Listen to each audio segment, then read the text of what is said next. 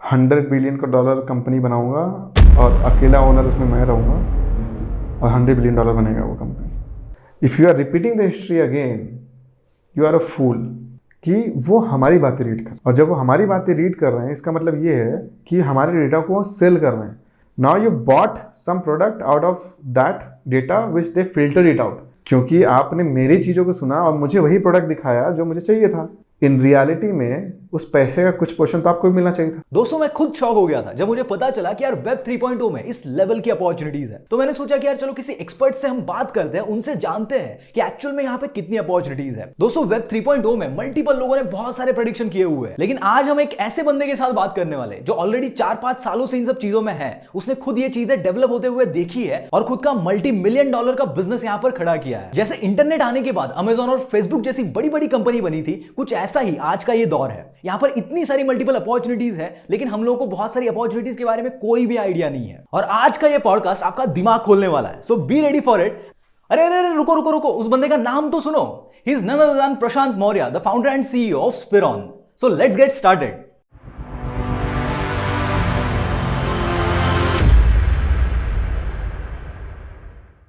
सो प्रशांत भाई welcome and thank you so much for giving your time. Prashant भाई electronic engineering आपने करा है और डायरेक्टली ये क्रिप्टो या फिर ब्लॉकचेन इन सब इस वर्ल्ड में आप कैसे आ गए, मतलब क्या स्टोरी है इसके पीछे? पहली चीज स्टोरी तो यही है कि हम इंजीनियर हैं। कुछ भी इंजीनियरिंग छोड़ के कुछ भी कर सकते हैं। या सो इट्स मतलब ये पहला एक लाइन आता है ना कि आप इंजीनियर हो तो आप कुछ भी कर सकते हो। तो इंजीनियर बन गए, कुछ भी करने के लायक तो बन गए। अब the next step is like what we are going to do. तो ऐसे क्रिप्टो में नहीं आया। Before coming to crypto I had more than around 5.3 years और 5.6 years of experience in building software applications prior to jumping into crypto itself. इसका मतलब ये है कि मैंने सिर्फ कॉलेज पास आउट करके नहीं आया, अच्छा खासा एक्सपीरियंस रहा उसके साथ। फिर क्रिप्टो में का जो जर्नी है वो इट इज़ मोर लाइक कि क्यूरोसिटी, कि ज़्यादातर हम इंजीनियर्स वैसे भी ज़्यादा इच्छुक होते हैं चीज़ों को जानने के लिए। तो for me it was the same. I was more curious to see कि यार ये आखिर है क्या चीज़। क्योंकि मैंने 2015 में ग्रेजुएशन की, मेरा अंडर ग्रेजुएट बीटेक कंप्लीट किया था। उसके बाद काम जॉब ये सब चीज़ों में पड़ा रहा, अपॉर्चुनिटी नहीं मिली उतना देखने के लिए उसके बाहर। बट जब अपॉर्चुनिटी मिली तो I just went ahead and saw कि क्या चीज़ें हैं, आखिर है क्या ये। तो that exploration brought me into the crypto. और वो क्रिप्टो भी नहीं बोलता मैं इसको, मेरे लिए it is not a crypto, it is a Web3. So it's a technology innovation. तो Web3 is the right term I will take here instead of taking a word called crypto, क्योंकि regulations and बहुत सारी चीज़ें हैं इसमें, we have to also take care of that. तो Web3 में मेरी जर्नी क्यूरोसिटी से आई थी। एंड देन जब मैं इसका पार्ट बना था, सो आई स्टार्टेड, क्योंकि वेब3 इज़ अ क्रिएटर इकॉनमी, जहाँ पे you as a creator will be treated as first person there. तो यहाँ पे आपकी as a identity first person आपकी क्रिएटर पे बनती है। अगर आप क्रिएटर हो, you have some good mind set, thought process अच्छे हैं, देन वेब3 is for you. You come build understand the things and just nail it. तो ऐसे स्टार्ट हुआ था, बिल्ड करके करके एंड हियर वी आर। अभी आपने जो प्रोडक्ट बनाया, सो मतलब अभी आपका जो प्रोडक्ट है तो उसके बारे में तो हम लोग डिस्कस करेंगे ही। तो बट उससे पहले हम लोग थोड़ा डिस्कस कर लेते कि ये वेब3 वगैरह जो है तो इसमें क्या क्या अपॉर्चुनिटीज़ है फ्यूचर में। यार वेब3 में अपॉर्चुनिटी की बात अगर मुझसे आप पूछोगे, देन आई विल से कि it's one of the trending technology which is और you can say evolution of the technology which is happening now. .com boom के बाद after a decade, almost 2 decades, क्योंकि 1 decade लग गया bitcoin को अपना जगह बनाने में मार्केट में। And while bitcoin was making that place, Web3 also was making its place. तो अगर देखा जाए कि इट्स ऑलमोस्ट 2 decades ना, जब हम एडॉप्शन के फेज में, अर्ली एडॉप्शन फेज में अभी हैं। तो आप अगर .com बूम में अगर रहे हो, अगर कभी आपने जाना होगा, समझा होगा, तो सन 2000 में जो लोग फ्रेमवर्क डेवलपर्स थे या फिर जो लोग इनिशियल कंटेंट क्रिएटर्स थे, जैसे यूट्यूब पे आप लोग चलाते हो, लाइक पीपल जैसे इमेजिन कि जब यूट्यूब लॉन्च हुआ था और उसी समय कोई क्रिएटर बना हो, तो अभी उसका कितना फॉलोअर होगा, राइट? क्योंकि उनको यूट्यूब उनके जो एल्गोज होते हैं वो फ्यूचर पास्ट डेटास को उतना सही से कैलकुलेट नहीं कर पाते हैं, बिकॉज ऑफ विच कि आपको बैन कर सकते हैं पर वो जो पुराने क्रिएटर्स हो सकता है उनको ना कर पाए, क्योंकि डेटा की वो जो पाइपलाइनिंग होती है उतनी प्रॉपर नहीं होती पहले की। तो कहना मैं ये चाहता हूँ कि it is a next revolution. तो जब नेक्स्ट रिवॉल्यूशन है तो इट हैज़ अ ट्रेमेंडस अपॉर्चुनिटीज़। तो अभी अगर आप डेवलपमेंट में, मैं सिर्फ डेवलपमेंट की अगर बात करूँ तो डेवलपमेंट डेटा अगर मैं देखूँ तो अभी वेब3 कंपनीज़ में as far as the Nasdaq data goes, जो कि लोग लिस्टेड हैं जिन्होंने जॉब अगर दी हुई है वेब3 कंपनीज़ के अंदर, वो 50,000 डेवलपर्स हैं। अब आप इमेजिन कर सकते हो 50,000 डेवलपर कितने टाइम ड्यूरेशन में, इट्स हार्डली लाइक अभी इंडिया की अगर बात करो तो 5 साल 6 साल से ज़्यादा इंडिया में हाइप है। उसके पहले इंडिया में हाइप ही नहीं था। अगर हाइप होता तो मुझे भी पता चलता, पर नहीं पता चला, इसका मतलब हाइप नहीं था। पर वो जो 50,000 अभी हैं, टारगेटेड है 30% 40% का इंक्रीमेंट एवरी ईयर, वो बढ़ता ही जाएगा। एंड 2030 तक लगभग 8 लाख जॉब्स इसके अंदर ऐसा लाइक एस्टिमेशन किया जा रहा है, there will be a job. तो यहाँ पे जो है मतलब सिर्फ डेवलपमेंट साइड पे ही अपॉर्चुनिटीज़ है, या फिर अपार्ट फ्रॉम दैट अगर किसी को एक्सप्लोर करना है, फॉर एग्जांपल मेरे जैसा बंदा है जिसको कोडिंग वगैरह नहीं आती या फिर कोडिंग वगैरह समझता ही नहीं है, तो उस केस में वो बंदा यहाँ पे क्या क्या एरिया में एक्सप्लोर कर सकता है खुद को? देखो, कोडर हम जब बोलते हैं तो कोडर का मतलब, मैं कोडर इसलिए बोलता हूँ क्योंकि मैं हूँ, मुझे वो समझ में आता है। तो कोडर का मतलब उसको आप उसको एक यूनियन के अंदर डाल लेते हैं, अब बोलते हैं coder is nothing but a creator. So a creator can be anyone, an artist, an music artist, कोई बंदा हो सकता है, मार्केटिंग का बंदा भी क्रिएटर हो सकता है। He might have also have good idea कि यार इस तरीके से मार्केटिंग कर सकते हैं। उसके बाद कोई भी बंदा लाइक बिजनेस डेवलपमेंट का बंदा हो सकता है, मतलब इट्स अ इवोल्यूशन। तो कोई भी बंदा जो नई चीज़ें बना रहा है, he can be treated as a creator into the economy. Okay. So it is not. I'm asking here mostly on the job perspective, कि जॉब पर्सपेक्टिव से यहाँ पे क्या क्या चीज़ें एक्सप्लोर कर सकते हैं। जो मैंने क्रिएटर बोला, तो creator is a like set of all this small subsets, right. तो अगर एक सर्कल ड्रॉ करो तो सर्कल को आप बोलो क्रिएटर, एंड उस सर्कल के अंदर छोटे छोटे सारे जो आपने बोले, अभी मैंने जितनी बातें बोली, मार्केटिंग होगी, बीडी बिजनेस डेवलपमेंट हो गया, सेल्स हो गया, कम्युनिटी मैनेजमेंट हो गया, सारे उसी के पार्ट हैं, right. It's a part of creator economy only. तो क्रिएटर मैं कोडर्स भी उसी में आते हैं। तो मैं एज ए कोडर सिर्फ कोड करके उस इकोनॉमी को तो बढ़ा नहीं सकता। So I need a participation of the people. तो जब पार्टिसिपेशन होगा तो पार्टिसिपेशन तुम्हारा आपका एक एंगल से तो होगा नहीं, it will be like multiple different vertical horizontal, जो भी आपने आज तक देखे होंगे वेब 2 में, वो यहाँ पे भी होने। तो opportunity is all across the board. The only thing is like it's very hard to understand the opportunity here because it's very new. प्रशांत भाई, मैंने अभी एक रिसेंटली बात सुनी थी, आई डोंट नो इसमें कितनी सच्चाई है या नहीं, but you can answer it well, कि अभी जो .com बूम आया था तो उस टाइम पे बहुत सारे मल्टी बिलियनर्स बने थे, कुछ लोगों ने वेबसाइट्स वगैरह बना के ही, तो सेम काइंड ऑफ एरा ये अभी है, ऐसा मैंने सुना था, मैंने कहीं पे पढ़ा था ये किसी ब्लॉग में, कि लोग बोल रहे थे कि अभी जो Web3 है यहाँ पे next multi billionaire even trillionaire तक लोग होंगे। तो क्या ये सच है और ये होगा? ये ऑलरेडी हो रहा है। अगर आप Web3 के अंदर नहीं हैं तो आपको नहीं दिखेगा वो, लेकिन एक बार Web3 के अंदर आप आओगे तो आप ये देखोगे कि एक 18 साल का बच्चा मिलियनेयर है, एक 12 साल का बच्चा, 13 साल का बच्चा मिलियनेयर हो सकता है just because by creating some NFTs। एक 22 साल का, एक 50 साल का भी बंदा मिलियनेयर बन सकता है यहाँ पे। तो यहाँ पे पैसे का कोई, Web3 is not about money. यहाँ पे हम भी हैं, everyone is here to build something as a creator. तो हम पैसा तो हम बाद में सोचते हैं, क्योंकि पैसा is a ultimate product of work, it's a by product of the work what you are going to do. तो अगर आपका काम कम्युनिटी की तरफ है और चीज़ें उस तरीके से चल रही हैं तो पैसा तो बाय डिफॉल्ट आएगा। तुम I never go and never even promote Web3 as a money making scheme कि यार ये मल्टी मिलियनर बना देगा मेरे को, या फिर ये यूनिकॉर्न बना देगा, ये मैं इसका प्रमोटर नहीं हूँ। हाँ, ये बात अलग है कि आप अगर मेहनत करोगे कहीं भी करोगे, चाहे Web 2 में करो चाहे Web3 में करो। Web 2 में क्या है कि there is a saturation level. तो हर एक टेक्नोलॉजी का सैचुरेशन लेवल आता है जहाँ पे इनोवेशंस कम होने लगते हैं धीरे धीरे। इनोवेशन होते हैं लेकिन उस रफ्तार से नहीं होते। जैसे अगर आप 10 साल पहले में से बात करते और नियो बैंकिंग के बारे में बात करते, तो नियो बैंकिंग का कॉन्सेप्ट समय नहीं था। लेकिन now new banking is becoming going into every home now.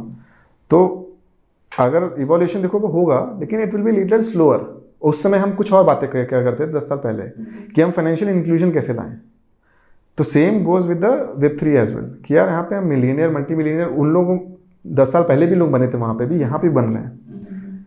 लेकिन वो अगर हम ये सोच करके हम ये सोच कहेंगे कि यार नहीं ये तो बहुत ज़्यादा लोग बनने वाले हैं यहाँ पे, इट्स रॉन्ग। क्योंकि it's a market from day one. Market can go up, can go down. I can be millionaire on day one, I can not be millionaire on day 2। मैं मोस्टली यहाँ पे मतलब क्रिप्टो करेंसीज़ की बात नहीं कर रहा हूँ। क्रिप्टो करेंसीज़ को हम लोग थोड़ा टॉपिक से बाहर ही रखते हैं, बट मोस्टली मैं क्या कर रहा हूँ कि जो बिजनेसेस ब्लॉकचेन के ऊपर बेस्ड होंगे या वहाँ पर जो बिजनेसेस बिल्ड होंगे या फिर वेब 3.0 में जो बिजनेसेस बिल्ड होंगे, उन बिजनेसेस की बात कर रहा हूँ मैं मोस्ट प्रोबेबली यहाँ पे। तो अगर उन बिजनेस की बात करते हो तो it will take more time कि रेवेन्यू साइड से वो आपको शो कर पाएँ। क्योंकि अगर आप कॉमन बिजनेस पे जाओगे कि वहाँ पे कॉमन बिजनेस में क्या होता है, you will have to start showing the revenue, तब आप बता पाओगे कि यार ठीक है ये $1 मिलियन का मतलब इसका is RR is around $400 million, $500 million या फिर ऐसा कुछ है।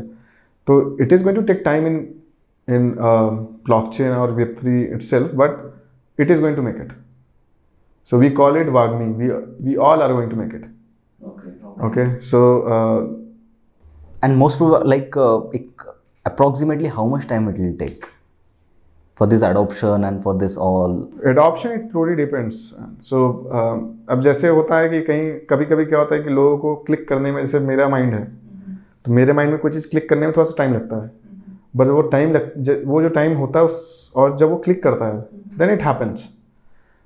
तो अब इंडिया के लिए लो, इंडिया में इतनी बड़ी पॉपुलेशन है।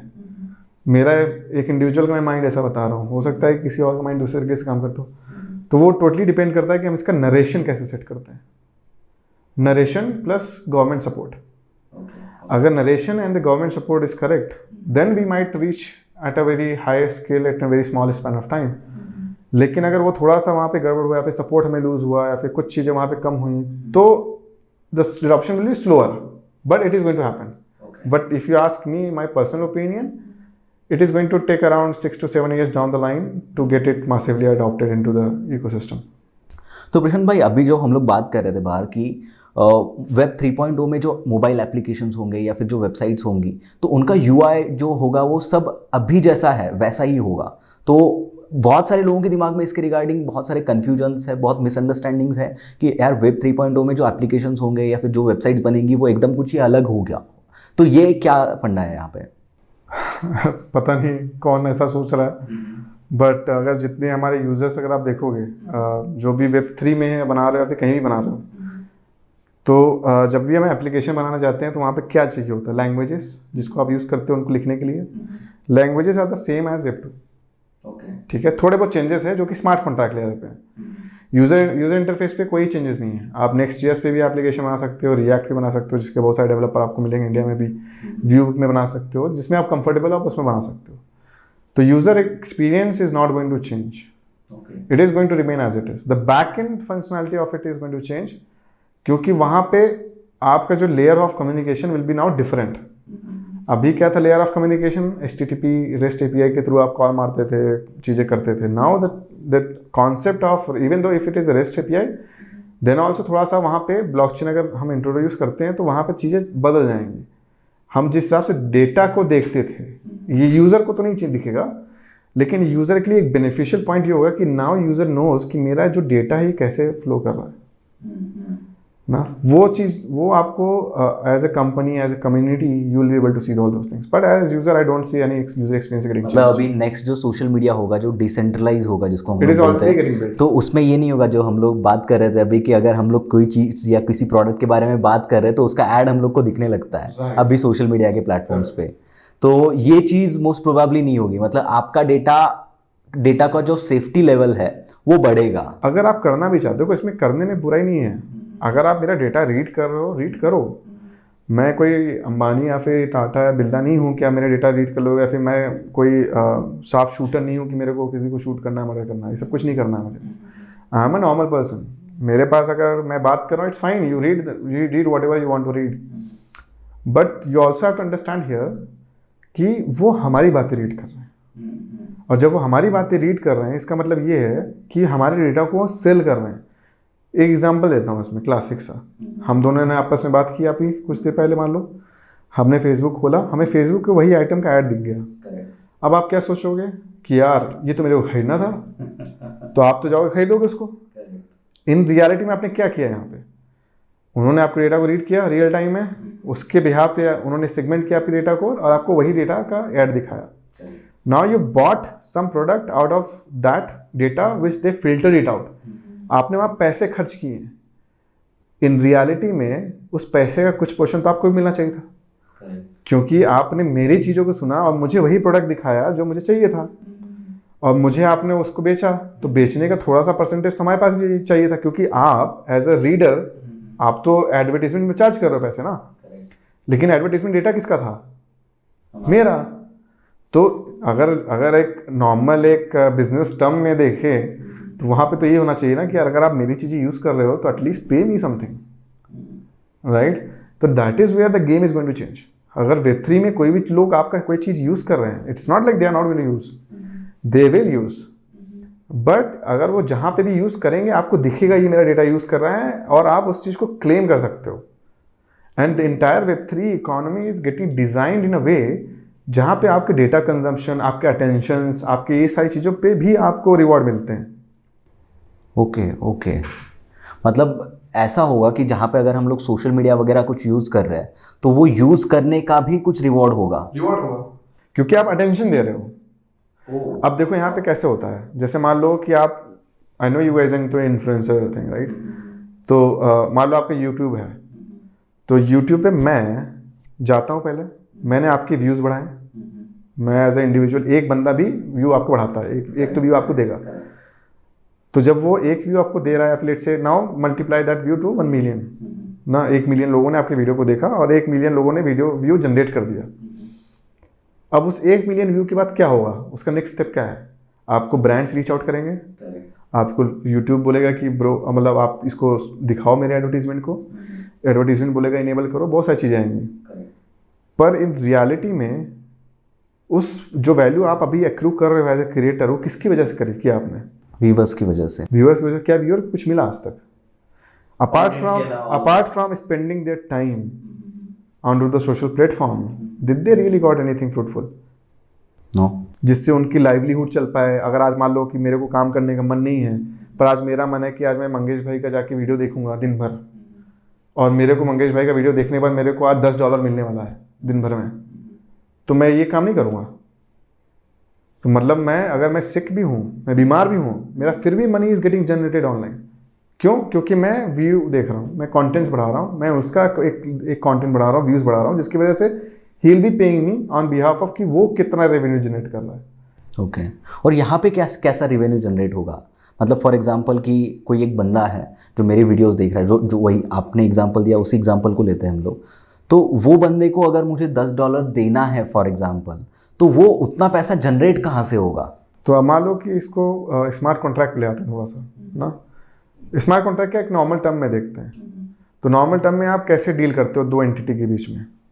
आप आते हो, बोलते हो कि आप मेरे लिए ये सर्विस करो, या फिर आप मुझे ये दो और मैं इसके बिहाफ पे आपको ये एक्स अमाउंट मनी दूंगा, या फिर x amount of service value exchange होगी। पर वो वैल्यू एक्सचेंज किसी पेपर पे आप लिखते हो ना। ये जो पेपर में लिखने वाला जो है सिस्टम, ये इतना स्केलेबल नहीं है। अब 10 मिलियन लोग साथ ये नहीं लिख सकते पेपर पे, लेकिन आप ये चीज़ अगर कंप्यूटर कर रहा होता या फिर सिस्टम कर रहा था, मशीन कर रही होती, तो आप 10 मिलियन लोग साथ यही चीज़ लिख सकते थे। तो आप क्या करोगे, जो भी आपका रेवेन्यू जनरेट होगा तो सिस्टम के थ्रू जनरेट होगा, सिस्टम के थ्रू आपके पैसा भी आएगा। तो सिस्टम ही डिज़ाइन कर रहा है आपका एग्रीमेंट भी, तो system will be responsible for distributing that money across your viewers. So you as a creator don't have to worry about कि मैं उनको दूंगा। मेरा क्वेश्चन उसमें थोड़ा और डीप है कि जो भी बंदा फॉर एग्जांपल वीडियोस देख रहा है, हम लोग इसी एग्जांपल को स्टिक करते हैं, और जो बंदा वीडियोस देख रहा है वो तो कंटेंट को सिर्फ कंज्यूम कर रहा है, ठीक है, तो उस कंटेंट को कंज्यूम करने का उसको पैसा मिल रहा है, बट उसने कोई ऐसा प्रोडक्टिव एक्टिविटी किया नहीं है। अब यहाँ पे देखो, आप प्रोडक्टिव एक्टिविटी किसको डिफाइन करते हो? अगर देखो प्रोडक्टिव क्या है, टाइम, राइट। राइट? आप वीडियो बनाते हो, टाइम देते हो, अगर आप टाइम नहीं दोगे वीडियो नहीं बनेगी। बिल्कुल। अगर आपकी वीडियो को मैं टाइम देखूंगा नहीं तो हो सकता है कि आप वीडियो दोबारा ना बनाओ। तो आपके लिए, आपके हिसाब से आप ये इसलिए बोल रहे हो क्योंकि आपने कभी, आपके हिसाब से productivity is different thing. User के पर्सपेक्टिव से अगर आप आके देखोगे तो यूज़र के पर्सपेक्टिव से ये है कि भाई प्रोडक्टिव मेरा टाइम जो था, मैंने वो टाइम स्पेंड किया आपकी वीडियो को देखने के लिए, तो can't I call it as a productive time of mind? Is it like somebody is going to teach me कि यार ये तेरा प्रोडक्टिव टाइम होगा? ये नहीं होगा। इट्स माई ओन चॉइस कि अगर मेरे को देखना है तो मैं देखना है, पर अगर मेरे को उस चीज़ को देखने में कुछ और अच्छा इंटरेस्टिंग इंसेंटिव्स मिल रहे हैं, वाई कांट आई? अब आप ऐसे समझो, ये विन विन दोनों तरीके से। यहाँ पे अगर कोई मूवी पकड़ते हैं हम लोग, तो मूवी पकड़ रहे तो बंदा खुद का एंटरटेनमेंट कर रहा है। बिकॉज मैं इस कॉन्सेप्ट में इतना डीप क्यों जा रहा हूँ, आई वॉन्ट टू नो कि ये सिस्टम वर्क कैसे होगा। तो यहाँ पे अगर कोई बंदा है जो मूवी देख रहा है, तो मूवी देख रहा है तो ऑब्वियसली वो मूवी वो एंटरटेनमेंट पर्पज़ के लिए देख रहा है खुद के, तो वो उसका टाइम दे रहा है, लेकिन उसको उसके बदले एंटरटेनमेंट मिल रहा है। तो वाई ही विल एक्सपेक्ट कि मुझे यहाँ पे कोई मॉनेटरी रिवॉर्ड भी मिले? देखो, मूवी का ना कॉन्सेप्ट अलग है। तो मूवी में अगर मान लो, अगर आप मूवी की बात करोगे तो मूवी आप ब्लॉकचेन के थ्रू भी देख सकते हो, पैसे पे करोगे देखोगे, that is also there, tipping is also there. तो लेट्स कीप मूवी असाइड, क्योंकि मूवी का क्रिएटर से डायरेक्ट लेना देना नहीं है। क्योंकि एक बंदा जो normal video day to day बनाता है, क्या वो मूवी बनाने जाएगा? हो सकता नहीं बनाएगा। उसकी मूवी बनाने के लिए you need money, resources, lot more things, lot of people. So it's a very commercial thing. So commercial पे नहीं जाते, एक नॉर्मल ग्राउंड पे बात करते हैं, क्योंकि commercial becomes totally different thing. क्योंकि कमर्शियल में आपको टाई अप करने पड़ेंगे अलग से, और फिर हो सकता है कि उसमें भी कोई अपॉर्चुनिटी निकल पाए, that is also there. But मैं उस पर नहीं जाऊँगा, क्योंकि it is a more deeper कि हम कमर्शियल के एंगल से सोचें एंड देन हम बताएं कि यूज़र के एंगल से आपको ये करना पड़ेगा। अगर उस एंगल पे भी आप जाते हो, मान लो फॉर एग्जांपल हमने बोला कि लेट्स से कि मैंने वीडियो स्पेंड किया टाइम देखने का किसी भी प्लेटफॉर्म पे जो कि ब्लॉकचेन का है, मेरा जो महीने का जो वीकली जो महीने का जो टाइम है, लेट्स से कि I am spending my 24 to 30 hours across my time on YouTube or any other platform which we have where the attention reward is there. अभी आप क्या कर सकते हो कि इसी अटेंशन रिवार्ड को ले जाके किसी कमर्शियल जहाँ मूवी लॉन्च हो रही है वहाँ पे सबमिट कर सकते हो और डिस्काउंट ले सकते हो। Can it be possible? It can be possible. और वो आपको डिस्काउंट इसलिए देंगे क्योंकि आप एक क्रिटिक हो उनके लिए, आप वो हो कि जो उनको जा करके रिव्यूज़ देगा, बताएगा मूवी कैसी है, क्योंकि आपका इंटरेस्ट है वीडियोस देखने में। कोई एक ऐसा बंदा नहीं वीडियो आपका देखेगा जिसके पास बहुत सारे काम हैं या फिर बहुत सारी चीज़ें हैं ना। मैं भी हूँ, हमारे पास भी काम होते हैं, हम भी बैठ के वीडियो देखते हैं, टाइम पास करते हैं। और वीडियो देखते हैं, टाइम पास क्या होता है, मोस्ट ऑफ टाइम की लर्निंग चीज़ें होती है। कभी न्यूज़ देख लिया, कभी एजुकेशन मटेरियल देख लिया, कुछ ना कुछ देखते रहते हैं। पर अगर आपको देखने के ऑन बिहाफ पे आपको कुछ ऐसी चीज़ें मिल रही हैं जो आपको और इंटरेस्ट जगा रही हैं, यार चलो ठीक है देखते हैं, इसको भी देख लेते हैं, इसको भी देख लेते हैं, या फिर ये कर लेते हैं, पर उसके बिहाफ पे आपको पैसे मिल रहे हैं देखने के, तो इसका मतलब ये होगा कि आप टाइम इतना वेस्ट नहीं कर रहे हो। नाउ योर टाइम, एंटरटेन होना अलग बात है, इंटरटेन आप भी होते हो जब आप वीडियो बनाते हो। अगर आप इंटरटेन नहीं होगे तो आप हो सकता है वीडियो नहीं बनाओगे। तो दोनों एंगल्स देखोगे तो आप भी इंटरटेन हो रहे हो, यूज़र भी इंटरटेन हो रहा है। तो आप ही को क्यों पैसा मिल रहा है और इंटरटेन यूज़र को क्यों नहीं मिल रहा? जबकि उसकी वजह से वैल्यू आपके अंदर ज़्यादा बढ़ रही है। अगर वो आपका 1 मिलियन व्यू बढ़ाता है तो आपके रेवेन्यू में ग्रोथ हो जाता है 10x। पर उसके व्यू बढ़ाने पे उसको क्या फ़ायदा मिला? क्या आप उस 10x का 1x डिस्ट्रीब्यूट नहीं कर सकते? हम 9x कमाएंगे, कोई दिक्कत नहीं है, लेकिन my community and the people who are supporting into this journey should be rewarded for it, क्योंकि उन्होंने टाइम दिया है मुझे। And what I have learned with my experience, time has more value than anything else. All right, तो यहाँ पे बहुत सारी चीज़ें चेंज, मतलब इसमें जितना डीप जाएंगे हम लोग उतना डीप है ये फैक्टर। तो हम लोग अभी थोड़ा दूसरे टॉपिक पे आते हैं। मतलब अभी मार्केट में जो है NFT बहुत ज़्यादा बूम में चल रहा है।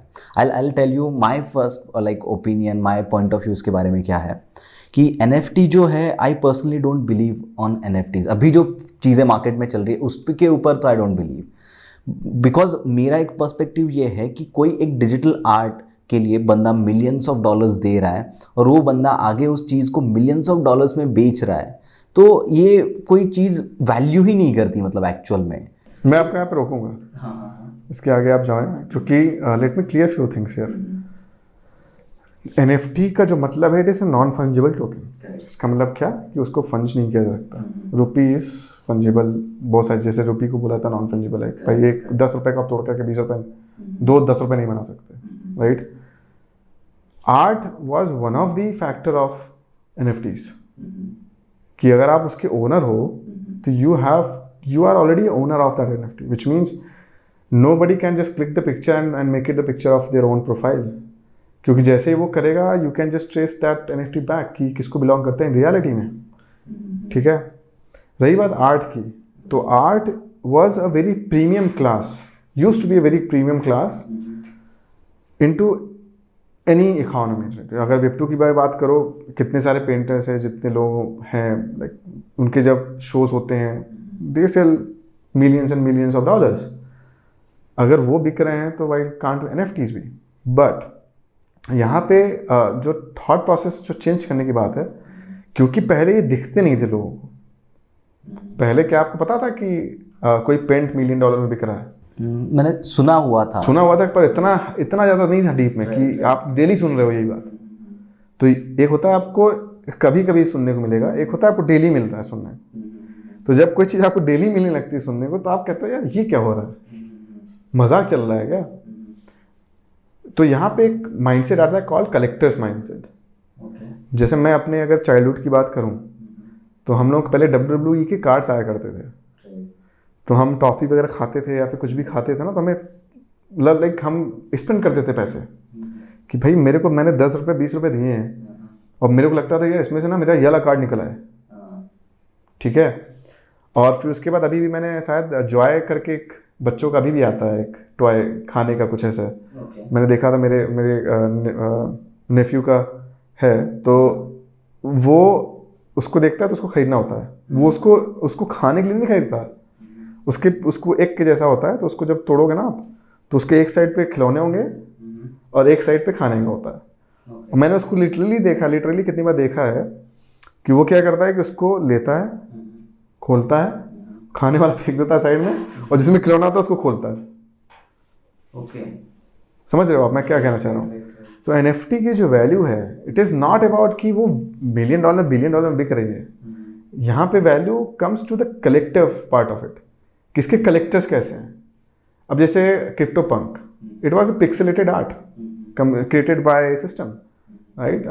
तो वो क्यों बिका? क्योंकि उससे बहुत सारे जो इनिशियल जो कंट्रीब्यूटर्स थे, वो they were able to connect themselves कि यार ये अच्छा लग रहा है, कूल सा लग रहा है, लेट्स बाय इट। तो वो let's buy it became more popular. फिर उसके बाद NFT कलेक्टर्स जो हो गए, जैसे अभी हार्ले डेविडसन इंडिया में जिसके पास होगी, तो उनका एक ग्रुप होता है। एक कार आप खरीदोगे, एक कार का ग्रुप होता है। जब भी उनकी लॉन्ग राइड जाती है तो वो ग्रुप वालों को बुलाया जाता है, राइट। तो it's a kind of showing the premiumness कि यार चल ठीक है ब्रो, इतना बड़ा लोग रहते, मतलब इतने सारे लोग हैं पूरी दुनिया में, हम किससे किससे कनेक्ट हो सकते हैं। But with this approach you can just connect with the right mindset of the people, क्योंकि ये वही लोग खरीदेंगे जिनको ये चीज़ें अच्छी लगेंगी। तो that is the reason that price goes high and doesn't goes down most of the times. Okay, but still I don't feel कि मतलब उन सब चीज़ों का वैल्यू इतना होना चाहिए कि जो एक डिजिटल आर्ट है उसका वैल्यू मिलियंस ऑफ डॉलर्स। ये भी समझना पड़ेगा कि जब आप किसी की वैल्यू डिफाइन करते हो, तो वहाँ पे demand and supply also plays a very vital role. But in digital way like you can create a kind of similar, और थोड़ा बहुत उसमें चेंज करके आप खुद डिज़ाइन कर सकते हो। यही तो यहाँ पे अब थॉट प्रोसेस की दिक्कतें हैं। आप कर तो सकते हो पर वो वही नहीं होगा, क्योंकि उसका जो जनरेशन होता है, लाइक जब भी हम बोलते हैं किसी चीज़ की जनरेशन, जैसे वो बच्चा पैदा हुआ, तो आप सिमिलर बच्चा क्या पैदा कर सकते हो कहीं और सेम एज इट इज़? नहीं कर सकते, क्योंकि इट्स अ DNA। तो ब्लॉकचेन में कोई चीज़ एक बार जनरेट हो गई, it has already created it's DNA। तो अब वो DNA आप रेप्लिकेट, हो सकता है कि टेक्नोलॉजी का इवोल्यूशन होगा, कहीं अब तो केमिकल बेबीज़ भी आने लगे हैं, बहुत सारी चीज़ें आती हैं, हो सकता है रियल में आदमी बना भी रहा हो, हमें भी नहीं पता। लेकिन अगर मैं लॉजिकली बात करूँ अभी के हिसाब से, जो जिसको मैं जानता हूँ, उसमें तो मैं नहीं देख पाता कि चीज़ें पॉसिबल हैं। आप कर भी लोगे, मान लो आपने कर भी लिया, but still you have a difference, because it is getting bond to places one place with different mother and other place with different mother, right. एक ही माँ से मतलब ट्विंस हुए तो अलग बात है, लेकिन अलग अलग हुए ना, तो that is where the difference comes into the picture. आप कॉपी कर लो, जैसे मोनालिसा की पेंटिंग है, आप देख लो, आप गूगल सर्च करो, मिलेंगे आपको। क्यों नहीं कॉपी करके पेंट टांग लेते घर पे? क्योंकि आपको पता है कि इसकी पेंटिंग एक ही जगह पे है और वो वहाँ पे रखी हुई है। तो अगर कल को आप पेंट रख भी लोगे तो आपको घर पे आगे लोग देखेंगे, क्या बोलेंगे? डुप्लीकेट है। डुप्लीकेट है, राइट। तो that is where the value comes into the picture. So NFTs का फ्यूचर क्या होगा, लाइक व्हाट एंड इवोल्यूशन इसका कैसे कैसे होगा? सो NFT को मैं एज अ आर्ट उतना सपोर्ट नहीं, मैं मतलब आर्ट में फेवर में मैंने अभी पूरी बातें बोली, अच्छी बात है, it's one of the use cases of the NFTs। पर जो मैं NFT को देखता हूँ, आई सी NFT in a very different direction. कि आप ऐसे समझो कि जो चीज़ नॉन फंजिबल है ना, तो उसमें फ़ायदा क्या हो सकता है कि जैसे मान लो कि एक क्लासिक सा एग्जांपल बताता हूँ आपको। अगर आपने 2012 और 13 में अपना आउटलुक का अकाउंट बनाया होगा कभी, जिसको वन ड्राइव बोलते हैं, तो उस समय वो 15 गीगाबाइट आप स्टोरेज दिया करते थे हमें। And suddenly in 2017 they converted that 15 gigabyte of data to 5 gigabyte of data and they have sent me an email कि bro you have to migrate your data or else your data will be lost. तो अब आप इसको ऐसे समझो कि अब मैं उनको जाके लीगली ये भी नहीं बोल सकता कि यार आपने तो गलत किया ये मेरे साथ। अब मैं इसके लिए तो, अब मैंने उस समय तो 15 GB डेटा डाल दिया था, अब मेरे को आप फोर्स कर रहे हो बेसिकली कि इसके लिए आप पैसे दो, नहीं तो मेंटेन नहीं करेंगे। लीगली वो अपनी जगह सही है, क्योंकि हमने एक टर्म्स एंड कंडीशंस हम टिक मारते हैं, जिसको हम एक्सेप्ट करते हैं, राइट। लेकिन अगर ये चीज़ हम NFT से सोचें, हमने बोला कि हमने एक NFT में हमने एक इम्बेड कर दिया कि इस बंदे को अगले 100 साल के लिए इतना डेटा मिलेगा स्टोर करने के लिए, ठीक है। और जब वो NFT को आपको मिला, आपने जो उसको पेमेंट दिया या फिर फ्री मिला, कैसे मिला, पर now that number is engraved into it and no one can change it.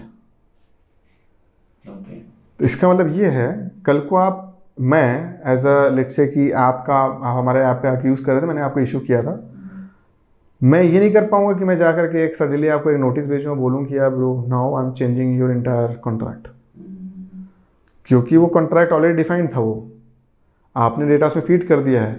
Peer to peer communications contract पे अगर देखोगे तो P2P कम्युनिकेशंस ऐसे होगा कि ये आपने एक सिस्टम डिज़ाइन कर दिया था जिसमें ये बोला था कि ये NFT लेके आओगे और आपको मैं इतना डेटा दूंगा, तो आप वो 5 साल बाद 10 साल बाद लेके जाओगे, वो आपको उतने डेटा देगा, क्योंकि उसको उसके बारे में नॉलेज नहीं है कि उसने वहाँ पे आपके लिए कुछ किया है गड़बड़, राइट। उसके लिए अगर उसको करना है तो he has to upgrade lot of systems which becomes much costlier than maintaining this।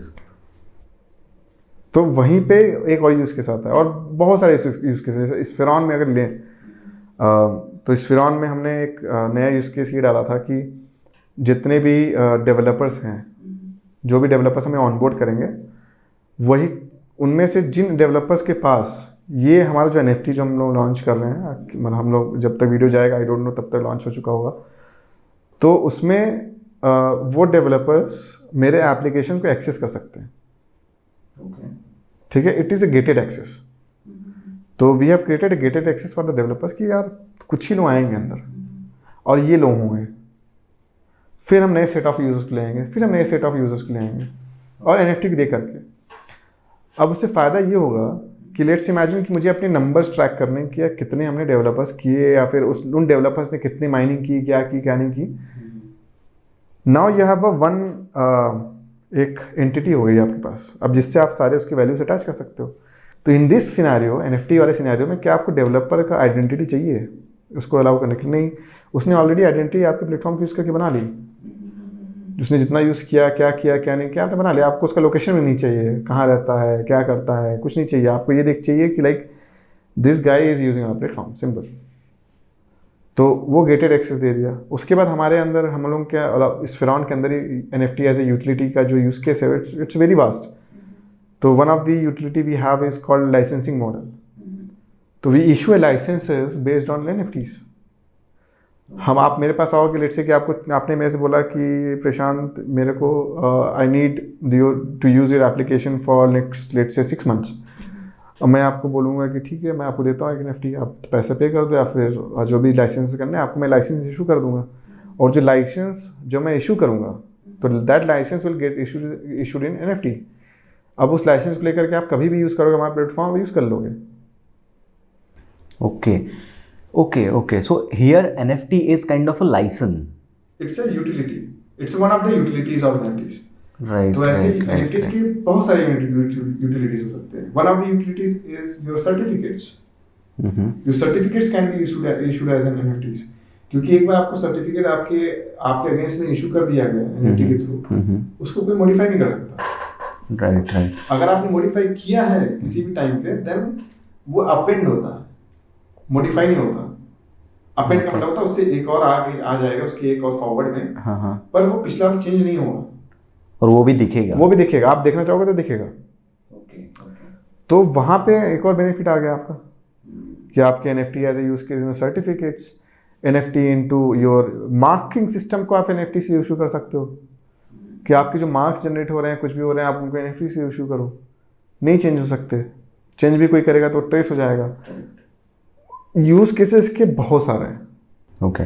तो अभी जो मार्केट में यूज केस है, यूज केस नहीं बोल सकते, अभी जो NFTs है वो बहुत ज़्यादा इवॉल्व होने वाला है आगे जाके। ओके।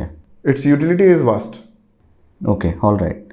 सो प्रशांत, अभी आपका जो कंपनी है स्फेरॉन, तो ये क्या प्रॉब्लम सॉल्व कर रहा है मार्केट में? सो स्फेरॉन बेसिकली प्रॉब्लम पे मैं बाद में आऊँगा, क्योंकि क्रिप्टो में प्रॉब्लम, मतलब क्रिप्टो Web3 में प्रॉब्लम्स बहुत हैं। हम क्यों बनाना चाहते थे इस पे आता हूँ पहले ना, क्योंकि प्रॉब्लम थोड़ा सा ना एक स्मॉल सेंटेंस हो जाता है। हमने स्फेरॉन बनाना इसलिए स्टार्ट किया था क्योंकि हम चाहते थे कि everyone across the Web2 and Web3 stacks should be able to come on a decentralize ecosystem. जब मैं डिसेंट्रलाइज इकोसिस्टम बोलता हूँ, दैट इज कॉल्ड Web3। तो हम चाहते थे कि Web3 के इकोसिस्टम में आए। Web3 ecosystem it's a very complicated ecosystem as such. Barrier to entry is very much, मतलब एंट्री में बैरियर बहुत ज़्यादा है। अगर आपको Web3 के अंदर आना है, बहुत सारी चीज़ें आपको सीखनी पड़ेंगी, पढ़नी पड़ेंगी, करनी पड़ेंगी, फिर आप उसके अंदर आओगे। तो हम उस Web3 के इतने बड़े स्टैक्स को, उसका एक पार्ट हमने उठाया। हमने बोला कि जो इंफ्रास्ट्रक्चर का जो पार्ट होता है, जहाँ पे यूज़र इंटरफेस, डेटा, कंप्यूट, ये सारे जो लेयर्स आते हैं, उन लेयर को हमने इजी करने की कोशिश की स्फेरॉन से। तो हमारा जो सबसे पहला अटेम्प्ट था यूज़र इंटरफेस को लॉन्च करना डिसेंट्रलाइज इकोसिस्टम में, बिना किसी प्रोग्रामिंग लैंग्वेज के, बिना किसी Web3 को जाने हुए भी। आपको सिर्फ Web3 का सिर्फ एक चीज़ आपको चाहिए जो सबको पता होता है, वॉलेट के बारे में। उसके अलावा आपको कुछ नहीं सीखना, और आपका वेब एप्लीकेशन डिसेंट्रलाइज इकोसिस्टम में चला जाएगा। ओके। तो that level of abstraction we wanted to build in Spheron, and so far till today we have onboarded around 600 plus projects on Spheron itself, and people are using it. तो वो हमारा initial concept था, and हमारा जो long term concept है, it is very different. So we want everyone to basically come on blockchain, and for that whatever components they need we'll provide. Okay. So मैं, प्रशांत भाई ने अभी जो भी बोला, मैं उसको एक शॉर्ट में एक्सप्लेन कर देता हूँ कि फॉर एग्जांपल समझो आपका अभी कोई भी एक ऐसा प्लेटफॉर्म है या कोई आपकी वेबसाइट है जिसके ऊपर आप बिजनेस करते हो, तो वो वेबसाइट कहीं ना कहीं पे क्लाउड पे वगैरह कहीं ना कहीं पे होस्ट है वो। तो डिसेंट्रलाइज करना मतलब क्या, कि वो वहाँ से हटाकर कंप्लीट ब्लॉकचेन पर लेके आना। तो ये जो प्रोसेस है, ये प्रोसेस करने के लिए, मतलब क्लाउड से ब्लॉकचेन पे लेके आने के लिए जो प्रोसेस है, तो वो करने के लिए प्रशांत भाई का जो कंपनी है वो आपको हेल्प करता है। एम आई राइट? कंपनी नहीं, प्रोडक्ट। यस, उनका जो प्रोडक्ट है वो हेल्प करता है, राइट। तो गाइज, ये जो है चीज़ें बहुत ज़्यादा चेंज हो रही है। मतलब यहाँ पे हम लोग अभी ब्लॉकचेन, Web3 वगैरह ये सारी चीज़ें जो है बहुत अर्ली स्टेज में है यहाँ पे। तो यहाँ पे ऑब्वियसली अपॉर्चुनिटीज़ भी बहुत ज़्यादा है, जैसे कि हमने अभी डिस्कस किया कि क्या क्या अपॉर्चुनिटीज़ है यहाँ पे। तो आप ऐसी मैक्सिमम अपॉर्चुनिटीज़ यहाँ पर एक्सप्लोर कर सकते हो जितना भी आप कर पाओ। और ये आई गेस, मतलब जो .com स्टार्ट हुआ था, तो उससे अब तक अराउंड 20-25 साल लगे हैं। तो मैंने ये कहीं ना कहीं पे सुना है कि अभी जिस स्टेज पे हैं हम लोग Web3 के, ये मैक्स टू मैक्स ये पहला से दूसरा साल है। सो तो एस लाइक यस, तो यहाँ पे अपॉर्चुनिटीज़ जो है वो आपके पास बहुत ज़्यादा है, और आप बहुत अर्ली स्टेज में अगर इस मार्केट में उतरते हो तो ऑब्वियसली आप बहुत कुछ एक्सप्लोर कर सकते हो।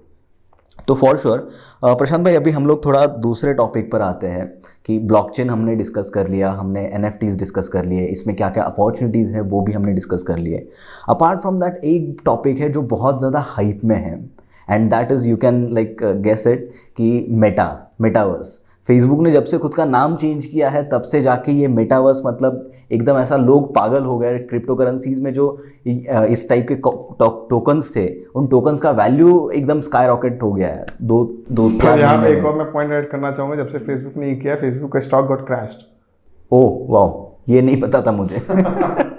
Yeah, so after Facebook did it, stock got crashed. Multiple reasons were there, but just to add on top of it. Okay, but why so, ये क्यों हुआ? So I'm not that economist to get into that, but there were a lot of multiple reasons. जिसमें Apple ने एक security features introduce किया था, जिसमें ये बोला था कि like without your permission nobody can track your data, your IP address or anything, and Facebook is making money out of it by tracking your every moves. तो वो एक announcement, छोटा सा tweak in the software in the Apple side, crashed there. Okay, all right. तो अभी हम लोग metaverse पे वापस आते हैं ज़रा। तो मेटावर्स में क्या क्या चीज़ें चेंज होगी और वेब 3.0 से ये कैसे कनेक्टेड है? तो मेटावर्स अब मतलब आपने कुछ मूवीज़ पहले बनाई हुई थी, बहुत सारी मूवीज़ बनी हुई हैं मेटावर्स के ऊपर पहले से। जो लोग मूवीज़ वगैरह के फ़ैन होंगे उनको ये पता होगा, जहाँ पे आप एक VR पहनते हो उसके अंदर चले जाते हो, you have your own character identity and everything into that digital world, and that is something which was called metaverse. ठीक है, तो मेटावर्स के अंदर क्या अपॉर्चुनिटी है, क्या चीज़ें हैं, it's a very vast thing to discuss. Coming to the Web3 specifically, Web3 को मेटावर्स से लोग इसलिए ज़्यादा कनेक्ट कर पाते हैं क्योंकि Web3 में there is a concept of NFTs, right? तो NFTs, जस्ट इमेजिन कि आप कोई भी चीज़ बाय और सेल कर रहे हो, वहाँ पे लैंड बाय कर रहे हो, फिर कुछ भी बाय कर रहे हो, you are buying that land as an NFT, which means as a founder or as a company owner, I cannot change your legal name into the metaverse now because you have that land with you, which is in the form of an NFT. Okay. तो वो जो connection है दोनों का, that is going to play a very vital role. उसके बाद दूसरा है कि लेट्स से कि आपको पैसे से आप वहाँ पे कुछ गेम्स कर रहे हो, आप कुछ भी खेल रहे हो, जो भी चीज़ें कर रहे हो, everything is on chain and traceable. अब लेट्स इमेजिन ए सिनेरियो, आपने कोई लेट्स से मेटावर्स में आपने एक बेटिंग एक ऐप बनाया हुआ है, जहाँ पे आप अंदर मेटावर्स के अंदर जाते हो, एक बड़ा सा घर है, आप उस घर के अंदर घुसते हो, उस घर में एक बेटिंग ऐप है जहाँ पे आपको बेट करना है किसी भी चीज़ पे। तो आपने बेट किया, आपने 4-5 बार बेट किया, आप जीते, उसके बाद आप हारना शुरू कर दिए। ठीक है, it was a trap basically, जहाँ पे आपको पहले 1 मिलियन दे देंगे, उसके बाद पूरा 2 मिलियन आपसे ले लेंगे वापस, तो you will be in -1 million. तो I am just taking a scenario here. इस सिनेरियो को आप ऐसे समझो कि ये सिनेरियो सेंट्रलाइज इकोसिस्टम में था। तो उस समय मैं as a user of yours, I don't even have a choice to see that code, क्या कि उस कोड में लिखा क्या हुआ है, राइट? कहीं ये कोड गड़बड़ तो ऐसा नहीं लिखा हुआ है कि यार मैं यहाँ पे मैं पे कर रहा हूँ, क्योंकि ये सारी लॉजिकल चीज़ें हैं। अगर आप लॉजिकल हो तो आप कोड देख करके, आप कोडर हो, किसी से वेरीफाई करा लो कि ये लॉजिक कहाँ पे बैठ रहा है, कैसे फेल होगा या फिर क्या होगा क्या नहीं होगा ना। क्या ये लॉजिक किसी को फेवर तो नहीं करता है, ये लॉजिक कंपनी को तो फेवर नहीं करती है। तो ये जो क्वेश्चंस होते हैं, ये अभी सेंट्रलाइज इकोसिस्टम में पॉसिबल नहीं थे आंसर करना, पर डिसेंट्रलाइज इकोसिस्टम में पॉसिबल है, क्योंकि ये सारी चीज़ें आप ओपन सोर्स करोगे, आपके जो प्लेयर्स होंगे वो गेम खेलेंगे, आप उन प्लेयर्स के डेटा के बिहाफ पे आप एनालिसिस बैठा सकते हो कि क्या ये सही हो रहा है या नहीं हो रहा है, कितने लोग यहाँ जीत रहे हैं, कितने लोग हार रहे हैं, कितना हार रहे हैं और कितना जीत रहे हैं, राइट? रेशियो क्या है, बहुत सारी चीज़ें हैं। क्या हम उस, और जो उसमें जो लेट्स से कि अगर वो एक स्लाइडर वाला है कि जहाँ पे आप ऐसे खींचते हो और घूमता है, तो कहीं वो घूमने वाले में कहीं कोई गड़बड़ कोड तो नहीं लगा हुआ है कि यार वो बाबा हमारे लिए हमारे टाइम पे गलत घूमता।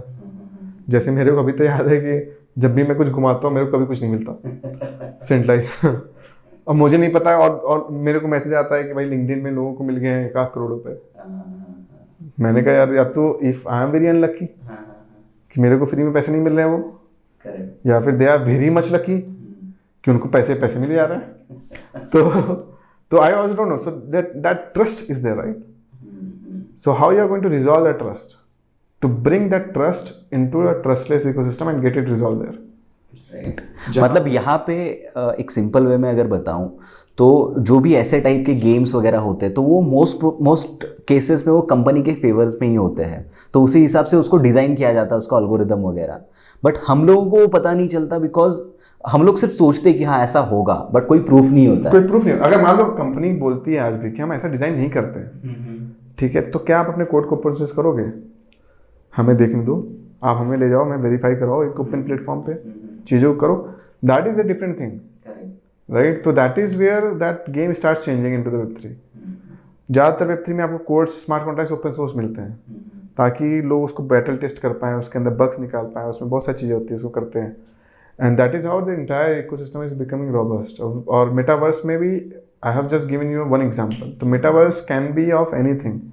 मेटावर्स में आप स्कूल चल सकते हैं, मेटावर्स में जैसे आप नॉर्मल एक दुनिया देखते हो, यही दुनिया आपको डिजिटल में देख लो। तो रियलिटी से मेटावर्स में अगर हम लोग जाते हैं तो वहाँ पे आपके पास एक एडवांटेज होगा कि आपका जो भी कैरेक्टर है तो उसको आप कंप्लीटली डिज़ाइन कर सकते हो, आपको जैसा वहाँ पे दिखना है वो कंप्लीटली डिज़ाइन कर सकते हो। तो ये एक एडवांटेज हो गया वहाँ पे। तो ऐसे और क्या क्या एडवांटेजेस हैं मेटावर्स के? जो भी आप एडवांटेजेस रियल वर्ल्ड में देखते हो वहाँ पे भी आप वही चीज़ पाओगे, लेकिन थोड़ा सा डिफरेंट हो जाएगा। वहाँ पे किसी जगह आप जा रहे हो, कुछ कर रहे हो, या फिर कोई भी एक टास्क परफॉर्म कर रहे हो, हर एक टास्क परफॉर्म करने के बिहाफ पे you will get incentivize for doing certain jobs. आप लेट्स से कि वहाँ पे घर बन रहा है या फिर कुछ भी बन रहा है, आप उसमें पार्टिसिपेट कर रहे हो, तो you will get incentivize there in digital format. तो अब जैसे अगर एक नॉर्मल एक लोगों की बात कैसे बोल लूँ, फैसिनेटेड होते हैं डिजिटल वर्ल्ड को देखने के लिए, तो for them it becomes very easy to go and leave into that space, right?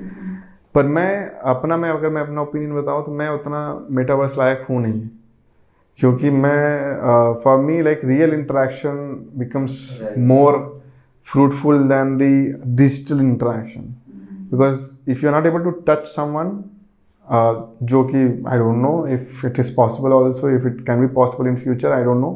Even metaverse में ये चीज़ें पॉसिबल हो चुकी है, कुछ सूट्स बन रहे हैं, मतलब जहाँ पे you can feel it, वो सारी चीज़ बन रही, लेकिन यार उसका आपको माइंड में आपके यहाँ पे तो पता है ना कि आपने एक पहना हुआ हाथ में, या फिर आपने शरीर में कहीं पहना हुआ है उसको, and that is because of the which you are able to feel that thrill. उसको तो आप न्यूरॉन को अपने थोड़ा सा सिमुलेट कर दो तो न्यूरॉन्स भी उस तरफ से फायर होने लगेंगे, तो आपको you will start feeling it. तो feeling is nothing but your neuron functions, right? If somebody is touching you, which means your skin is getting touched, and if how you are getting this feeling, because your head is doing that. तो अगर मैं उसको change कर दूँ, tweak कर दूँ, and I से कि मैं वहाँ पे एक सिग्नल लिमिट हुआ, उस सिग्नल ने आपके ब्रेन के उस फंक्शन को चेंज किया, then you will feel that feeling, right? So that can also be possible, but the thing is कि यार हम इसको लेके कहाँ जाएंगे, क्या करेंगे? तो फॉर मी, मैं थोड़ा सा मेटावर्स से like I love what is getting built into, but my expertise is not into it. तो प्रशांत भाई, अभी जो भी हमारे व्यूवर्स है, जो हमारी कन्वर्सेशन को सुन रहे हैं या फिर देख रहे हैं हमें, तो उनके दिमाग में भी ऐसा कोई ना कोई आइडिया ज़रूर होगा कि यार मैं भी वेब 3.0 में ये सारे बिजनेसेस स्टार्ट कर सकता हूँ, या फिर ये आइडिया को मैं वहाँ पर इम्प्लीमेंट कर सकता हूँ। तो ऐसे क्या क्या प्री रिक्विजिट्स है या ऐसी क्या चीज़ें हैं उनको पता होनी चाहिए वेब 3 में आने के लिए? पर ये web 3 is not very mysterious word, right? It is something which most of us know. The only thing is कि it's a philosophical difference. Okay. तो सबसे पहले तो आपको अपने आप को रेडी करना पड़ेगा उस philosophical difference के लिए, जहाँ पे आप, जैसे मैंने बहुत लोगों को सुना है कि यार मैं नाम नहीं लूँगा, पर there was a quote happened and given by कि मैं $100 billion कंपनी बनाऊँगा और अकेला ओनर उसमें मैं रहूँगा और $100 बिलियन बनेगा वो कंपनी। सो नाम नहीं लूँगा किसने इसको बोला था, but somebody has done this statement. तो ये क्रिप्टो में नहीं चलता है। क्रिप्टो और Web3 और the blockchain ecosystem in the public one I am talking about, not private one. So public में ये चीज़ नहीं चल सकती है, क्योंकि आप जब यहाँ पे कोई चीज़ बनाते हो तो आप अपने लिए नहीं बनाते हो, पहले आप बनाते हो उनके लिए जो इसको यूज़ करने वाले होते हैं, और आप सिस्टम डिज़ाइन ऐसा करते हो कि ये लोग उन चीज़ों को यूज़ कर करके इंसेंटिवाइज्ड हों, उन पे एडॉप्शन बढ़े, उनकी लाइफ सुधरे, उनकी चीज़ें अच्छी हो, और उसके रिटर्न में हो सकता है आपका भी हो, you will also get an opportunity which is going to happen. तो यहाँ पे जो हम लोग को शुरू में लोग, I believe still remember the quote of Tata when somebody has asked him कि आप चाहे तो बहुत सारी चीज़ें कर सकते हो, रिलायंस को देखो, ये वो, तो उन्होंने बोला था कि that is the difference between me and the other companies, we are industries, we bring value to the GDP of a country, we add percentage into the GDP of a country, we bring food to the table of the people who are working into this country, we help to generate lot and lots of jobs, we don't full our pockets with money, we make other people happy and richer because of which we are rich. That is the difference. So it is a industry, so it was already there. So Tatas India में और भी जितने हमारे बड़े बड़े नाम रहे हैं, नोन रहे हैं, they never thought about themselves कि हम बनाएंगे 100 बिलियन, नहीं, मैं बनाऊंगा 100 बिलियन, नहीं, हम सब बनाएंगे, मिलकर बनाएंगे। इसलिए नहीं बनाएंगे क्योंकि हमें पैसा चाहिए, हम तब बनाएंगे जब तुम मिलियनर होगे, तब हो सकता है कि हम 100 मिलियनर बन पाए। तो ये एक कॉन्सेप्चुअल डिफरेंस है between what you see and what you have been brought up forward, जहाँ पे हमारे घर में आज भी कहा जाता है कि यार अपना करो, कुछ सिर्फ अपना ही करो, दूसरे का मत सोचो, दूसरों का सोचोगे तो खराब हो जाओगे, ये हो जाएगा वो जाएगा। पर इन रियलिटी में जो लोग दूसरे का सोचते हैं, नाम नहीं लूँगा, पॉलिटिशियन का मैं अपना सपोर्टर नहीं हूँ, मतलब, लेकिन फिर भी I love to take the name here कि most of the politicians, the nationalist, हमारे जितने भी लोग पहले भी रहे हैं, वो आज इसलिए नाम इतना कमा पाए क्योंकि उन्होंने दूसरों के लिए की थी चीज़ें, और जिसकी वजह से आज भी हम उन्हें याद करते हैं किसी भी तरीके से, चाहे उन्होंने छोटा ही कंट्रीब्यूट किया ना किया हो, एक स्कूल ही क्यों ना बनाया हो एक गांव के अंदर, but still people remember them, the reason being you are doing for everyone. तो ये सबके अंदर नहीं होता। तो you, in order to be the part of Web3, you have to start understanding that philosophical difference.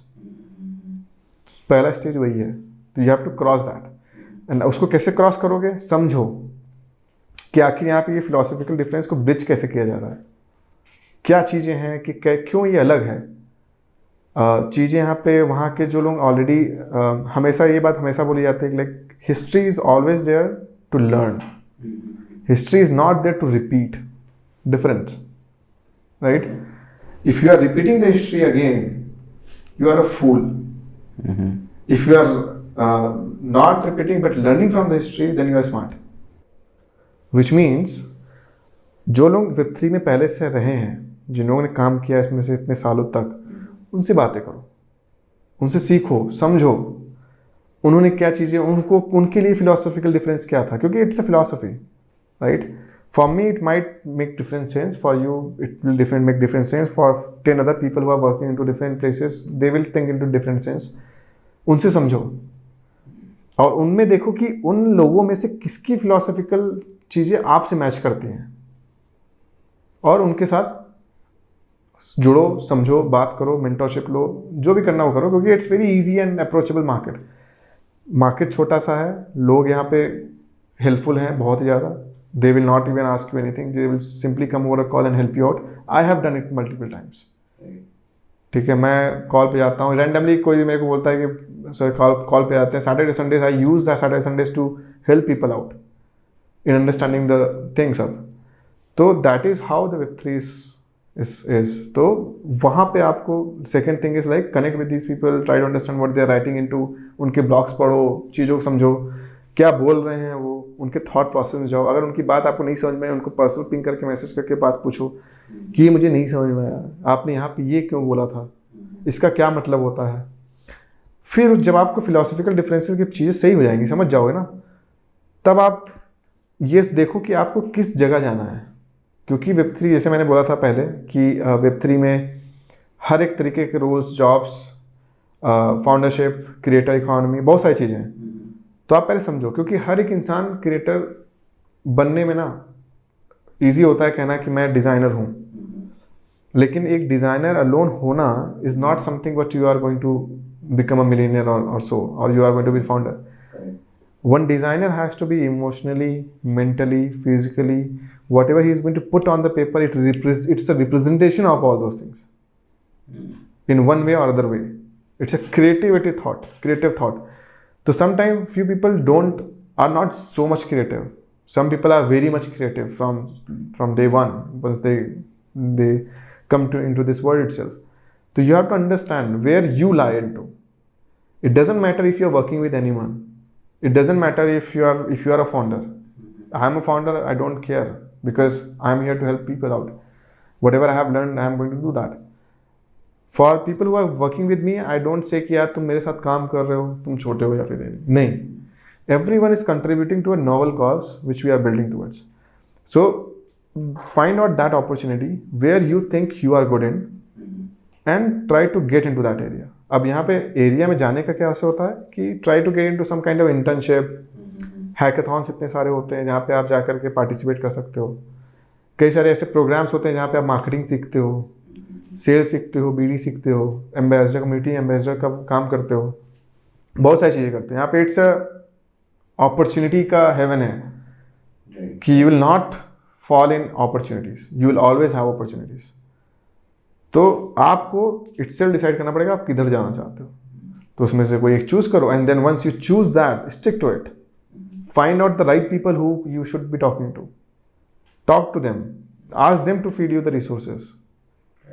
So that is how it works in Web3 as of now. In future I don't know how it will evolve. Education materials आ जाएंगे, बहुत सारी चीज़ें आएंगी. But again education material थोड़े समय के लिए काम करेंगे. जो लोग फोर फ्रंट पे बैठ करके टेक्नोलॉजी को देख रहे हैं, उनसे ज़्यादा एजुकेशन मटेरियल में आपको कभी नहीं मिलेगा कुछ. तो this is what my mantra will be to get into the Web3 side. Right. Prashant भाई, जो भी हमारे व्यूअर्स है जो इसमें आना चाहते हैं, आपके साइड से उनको क्या एडवाइस रहेगा? हमारे साइड से उनको यही एडवाइस रहेगा, don't FOMO in. Fear of missing out के चक्कर में इसके अंदर मत आओ. इसके अंदर तब आओ जब you personally think you have a belief in to it. When I say belief, it is like it's a religion. आप हिंदुओं के मुस्लिम या फिर मुस्लिमों के हिंदू, वो अलग अलग जो होते हैं, सबके गॉड अलग होते हैं, सारी चीज़ अलग होती है. It's a philosophy. हम एक चीज़ों पे जीते हैं. तो यहाँ पे Web3 इज़ अ फिलॉसफी. यहाँ का जो एक वे ऑफ वर्किंग है, कल्चर है, लोगों से बात करने का तरीका है, it's totally different than what you find in Web2 space. And I can challenge on that. I have been into the Web2 for a longer time, for 5.5 years. पिछले 2.5 साल से मैं इसके अंदर हूँ. एंड जो मेरे को 5.5 साल में सीखने को नहीं मिला था काम करके, मैंने उससे लगभग 10x 100x बोलो, जितना ही बोलो मेरे हिसाब से, उतना मैंने सीखा यहाँ पे 2.5 साल के अंदर पे. Just imagine the factor what you can learn here. The only thing you need is the belief. उसके ये मत कभी मेरे को मैसेज करना कि हमें पैसे बनाने हैं तो इसलिए माना चाहते हैं, मत करो. क्योंकि आप पैसे थोड़ी देर के लिए बनाओगे and then that money will be lost forever. So make sure that is there and that is what my advice will be. मतलब आना ही है तो एक विजन लेके आओ, विदाउट सिर्फ पैसा, एक विजन रख के मत आओ. राइट. तो गाइस, आप में से जितने भी लोग हैं जो प्रशांत भाई से कोई क्वेश्चंस पूछना चाहते हैं, पहले तो आप वीडियो के नीचे कमेंट कर सकते हो. मैं कमेंट्स जो है वो सारी की सारे प्रशांत भाई को फॉरवर्ड कर दूंगा, वो वहाँ पे आंसर कर देंगे. अपार्ट फ्रॉम दैट, अगर आप प्रशांत भाई से कनेक्ट होना चाहते हो तो उनके ट्विटर हैंडल और लिंक्डइन हैंडल मैं नीचे डिस्क्रिप्शन में दे दूंगा. तो वहाँ से आप उनके साथ कनेक्ट हो सकते हो और उनके साथ बात कर सकते हो अगर आपके पास कोई आइडिया है या फिर कोई आपको सजेशन चाहिए, एडवाइस चाहिए प्रशांत भाई से. प्रशांत भाई, thank you so much for sharing all the knowledge, all the experiences you have. And ऐसी और पॉडकास्ट आपके साथ हम लोग और एक्सपेक्ट करते हैं in the future. Thank you so much for your time. Thank you so much man, it's pleasure to having here.